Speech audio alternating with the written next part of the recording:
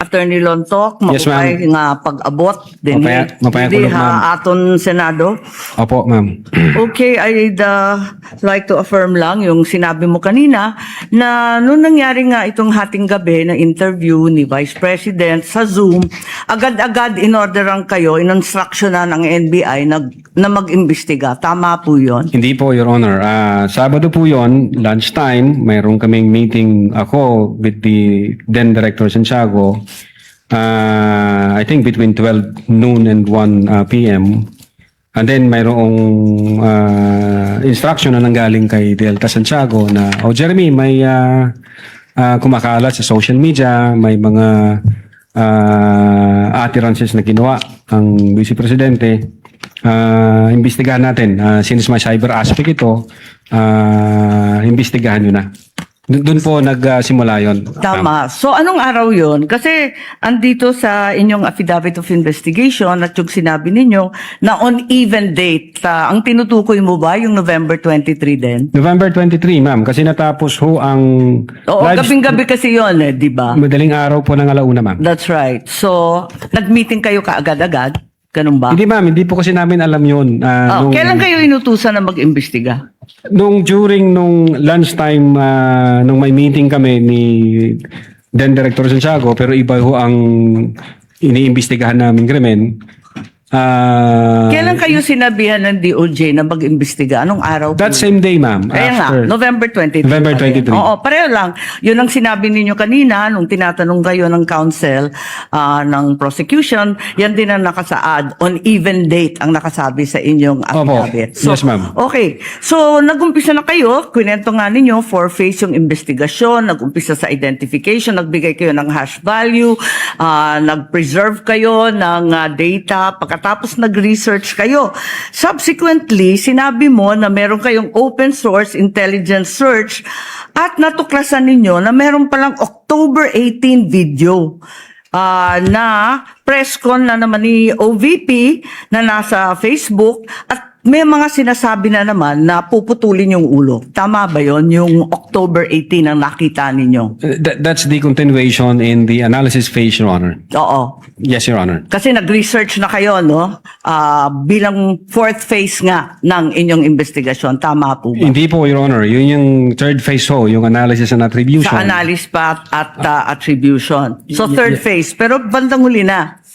Ang pinagtatakahan ko, kung inutusan kayo ng November 23 na magkaroon ng investigasyon, bakit napakaaga?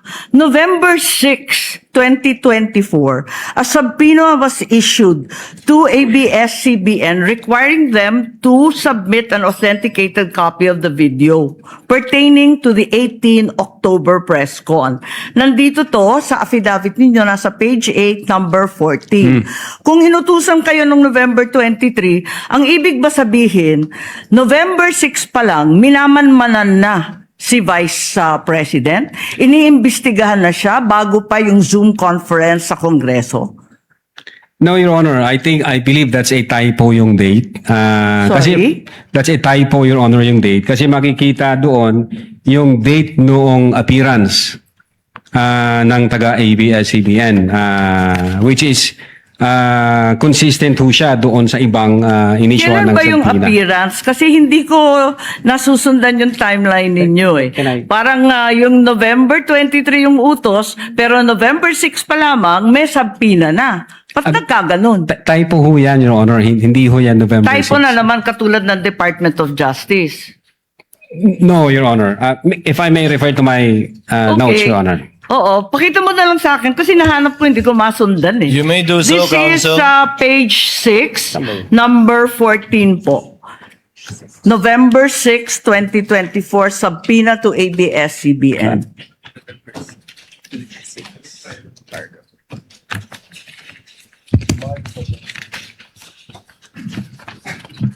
Yung subpoena mismo. The subpoena itself. The subpoena itself. Wala naman yatang date na binibigay tungkol sa appearance ni Patria Morales at yung iba pang Meron po, taga-ABS. Your Honor, if I Pakituro lang have kasi the, hinahanap record po of the namin. subpoena. Subpoena mismo.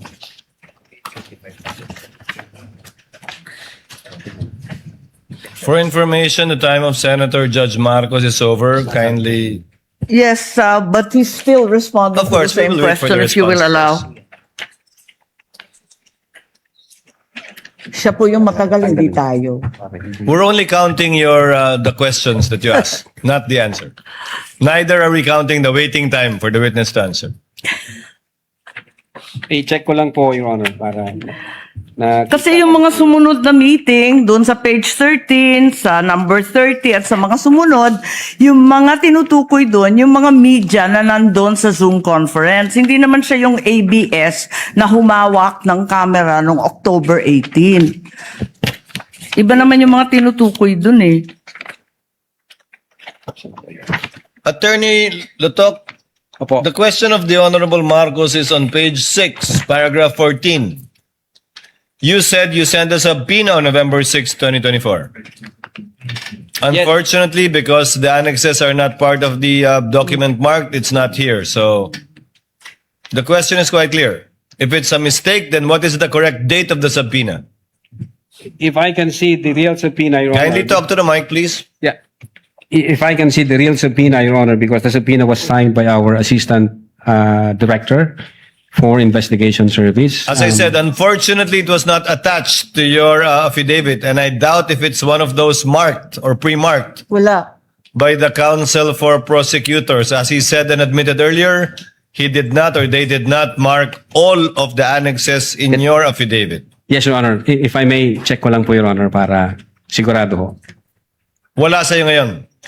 Inaanap ko po rito. Wala nga pong annex yan eh.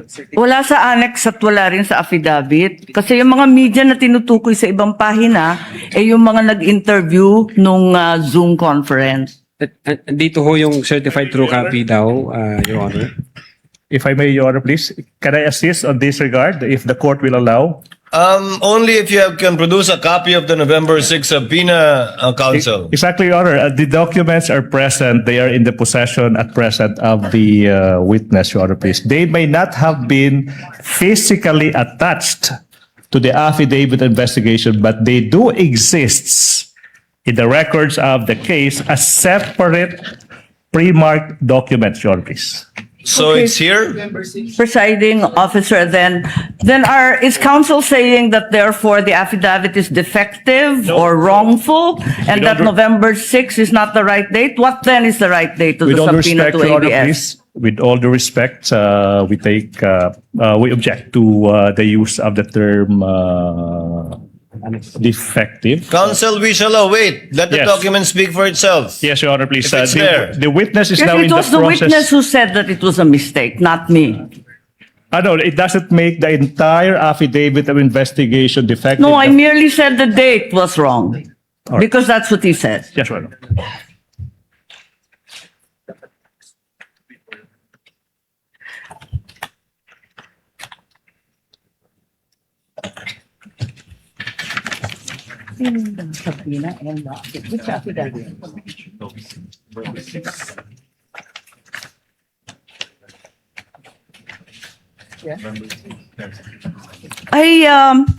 It's just been brought to my attention that in fact, presiding officer, two documents were issued on November 6. Not only the subpoena to ABS-CBN, but further the affidavit of investigation regarding the October 18 press con.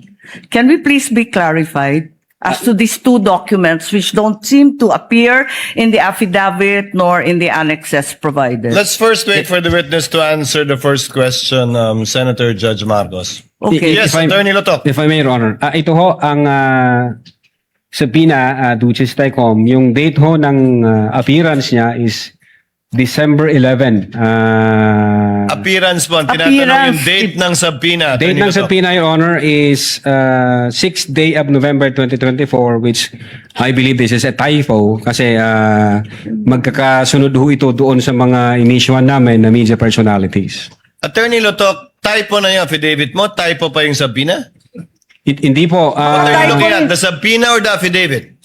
Dalawa yan eh. What are you looking at, Attorney Lotok? subpoena, Your Honor. So the subpoena is dated November 6. Okay. This- And the affidavit also is November 6. Dalawang typo carried over. Asan yung affidavit? Hindi ko pa nakita, ma'am, yung affidavit na November. Your Ikaw affidavit ang says pumirma November eh. 6. Pwede patingin ako ng affidavit. Yung affidavit of investigation mo na binigay, pati I-check yung ko po, amended, carried over din. Yung first draft na rineject ng DOJ, yung ikalawa, parehong November 6. Saan? Pirmado ninyo eh. Page 6, counsel, paragraph 14 of his affidavit of investigation.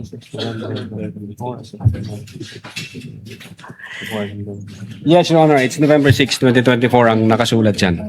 So typo din yan? Is it your testimony na typo din yan? I believe so, Your Honor. Kasi ang intention namin dyan is 11 December 2024. Anyway, Senator Judge Marcos, the document will let the document speak for itself. That would be the best evidence of it, if at all, of the dates Thank you. of either the subpoena and or the affidavit. Yes, presiding officer, just to provide our witness a chance to correct himself for the documents, sa palagay mo, ano yung tamang date kung mali yung November 6? Same ho, Your Honor, doon sa mga subpoena na inisyo namin sa media personalities. Dapat magkakapareho. Yes, magkakasunod po yun. Okay, sige. Maraming salamat. Thank you very much, presiding officer.